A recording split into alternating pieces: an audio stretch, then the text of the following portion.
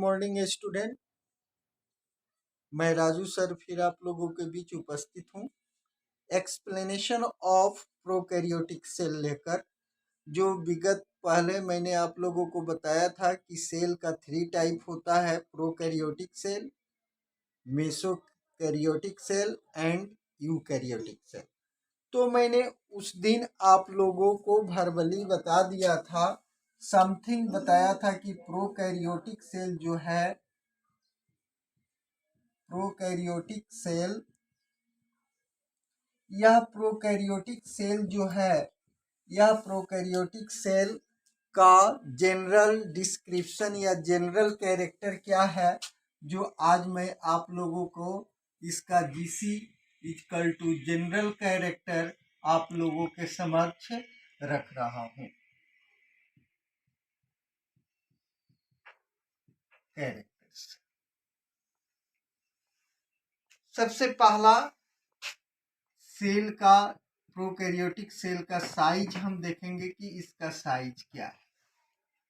तो उस दिन मैंने आप लोगों को साइज के विषय में बताया था कि प्रोकैरियोटिक सेल का साइज 0.5 माइक्रोमीटर इन डायमीटर होता है।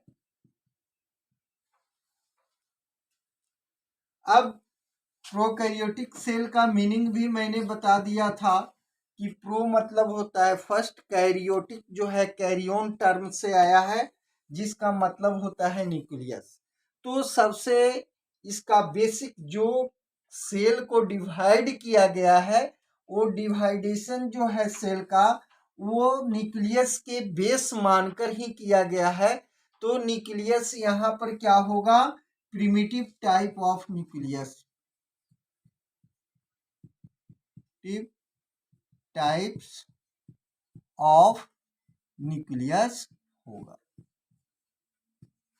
अब ये प्रिमिटिव टाइप ऑफ न्यूक्लियस में सबसे पहला बात क्या आएगा कि इसका डीएनए जेनेटिक मटेरियल क्या होता है।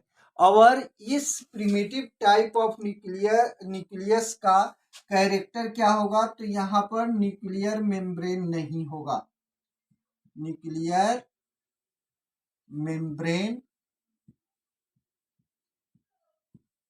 इज एब्सेंट, पहला। दूसरा कैरेक्टर क्या होगा कि डीएनए जो होगा वो सर्कुलर फॉर्म में होगा, सर्कुलर होगा, circular, DNA is circular and without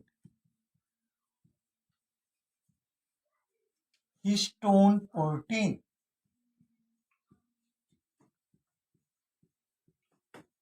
without histone protein का होगा।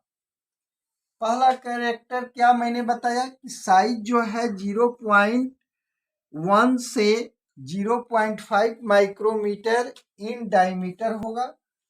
दूसरा कैरेक्टर ये primitive type of the nucleus होगा।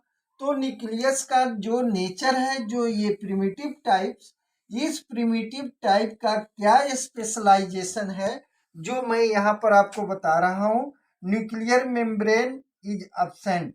ये न्यूक्लियर मेम्ब्रेन होता क्या है, एज लाइक मान लिया जाए कि यह न्यूक्लियस है, न्यूक्लियस के चारों तरफ एक मेम्ब्रेन घेरा रहता है, उसी मेम्ब्रेन को हम लोग न्यूक्लियर मेम्ब्रेन कहते हैं। अब न्यूक्लियस के सेंटर में यहाँ पर डीएनए जेनेटिक मटेरियल जो होगा, ये जेनेटिक मटेरियल किस फॉर्म में होगा, तो सर्कुलर फॉर्म में होगा। विदाउट किसके होगा, तो हिस्टोन प्रोटीन का होगा। समझ में आ रही है बात आप लोगों को। यहाँ ध्यान रखना है कि प्रिमिटिव टाइप न्यूक्लियस में, प्रोकैरियोटिक सेल में प्रिमिटिव टाइप ऑफ द जो न्यूक्लियस होगा, उसका जनरल कैरेक्टर क्या होगा कि न्यूक्लियर मेम्ब्रेन नहीं होगा, न्यूक्लियर मेम्ब्रेन एब्सेंट रहेगा, जो न्यूक्लियस के चारों तरफ घिरा रहता है। डीएनए क्या होगा, सर्कुलर फॉर्म में होगा, विदाउट हिस्टोन प्रोटीन होगा। अब आगे हम आप लोगों को बताने जा रहे हैं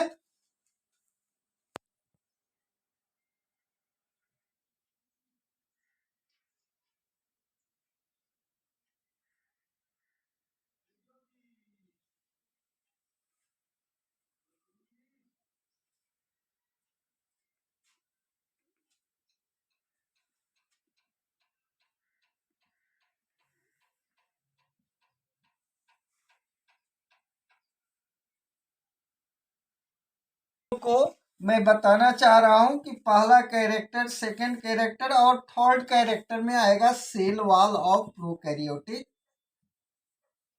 सेल। सेल वॉल क्या होगा? जो यहाँ पर प्रोकैरियोटिक सेल में जनरली बैक्टीरिया आते हैं, साइनोबैक्टीरिया आती हैं, तो यहाँ पर इसका जो सेल वॉल होगा वो म्यूमेरिक एसिड का बना होगा, म्यूमेरिक एसिड का बना।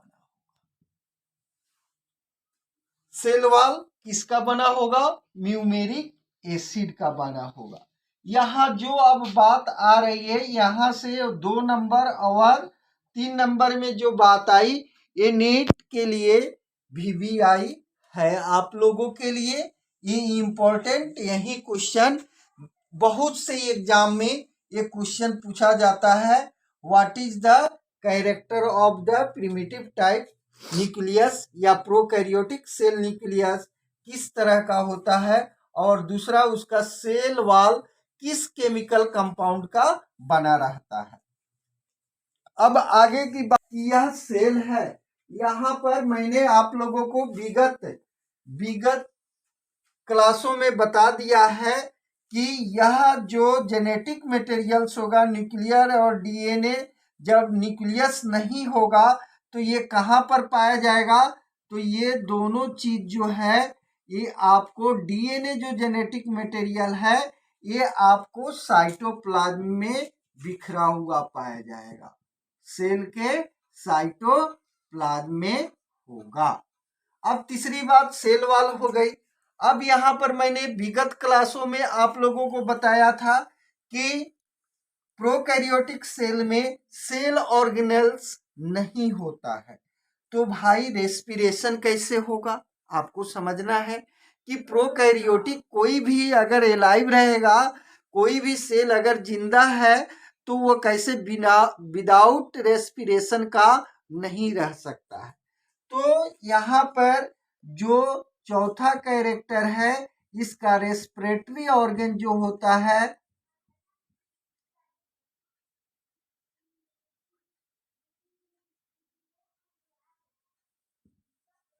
रेस्पिरेटरी जो होता है पार्ट, उसको हम लोग मेसोसोम के नाम से जानते हैं।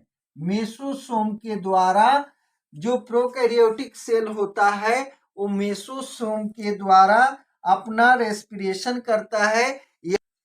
रेस्पिरेटरी जो ऑर्गन के रूप में होगा वो मेसोसोम होगा। और मेसोसोम क्या है, यह आपके नीट फाउंडेशन या नीट के एग्जाम में पूछा जाता है। तो मेसोसोम इज इनफोल्डिंग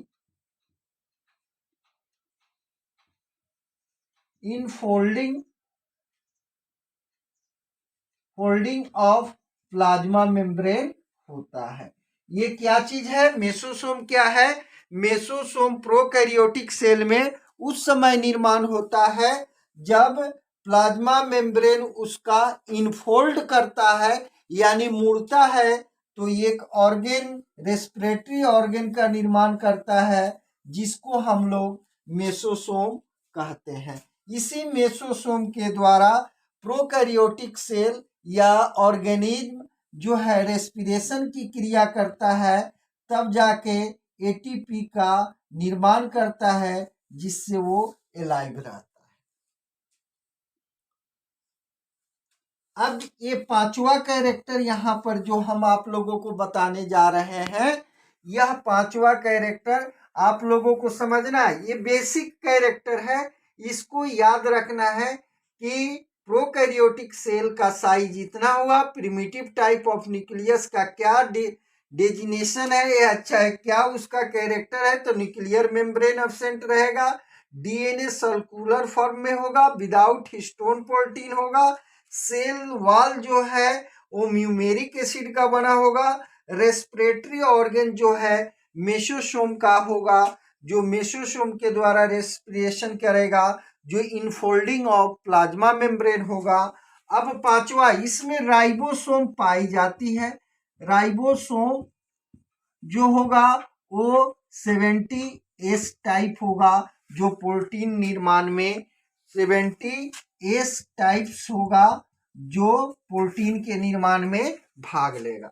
अब यहाँ पर लोकोमोशन की बात करें, अगर लोकोमोशन का बात करें हम, तो लोकोमेट्री जो ऑर्गन होगा,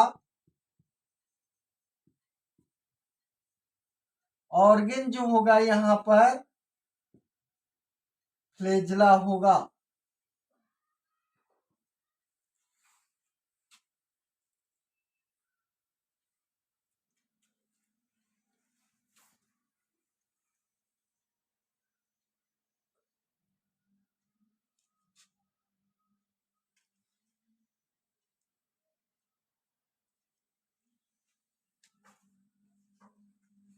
अब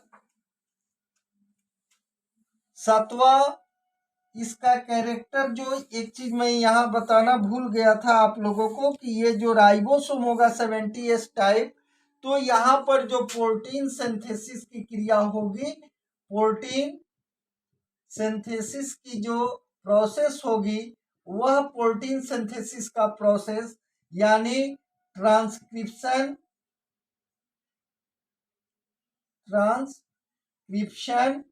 एंड ट्रांसलेशन दोनों जो है, लेशन जो है साइटोप्लाज्म में होगा। आप लोग इन सारे कैरेक्टरों को देखेंगे। आज का क्लास मैं यहीं पर समाप्त कर रहा हूं, और आप लोगों से मेरा निवेदन है कि Raju sir bio, my new channel Raju sir bio को सब्सक्राइब करेंगे, लाइक करेंगे, अपना कमेंट्स मुझे देंगे। जय हिंद, जय भारत।